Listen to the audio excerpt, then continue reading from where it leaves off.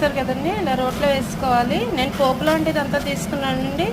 అందులో కొంచెం ఆయిల్ మిగులుతుంది కదా, ఆయిల్ నేను ముక్కల్లో యాడ్ చేసుకున్నాను. చూసారు కదా, ఇప్పుడు ఇది దంచేసుకుందామండి నీట్గా. మిక్సీలో వేయడం కన్నా ఇలా దంచుకుంటే చాలా టేస్ట్గా ఉంటుందండి. తప్పకుండా ట్రై చేయండి ఇలాగా.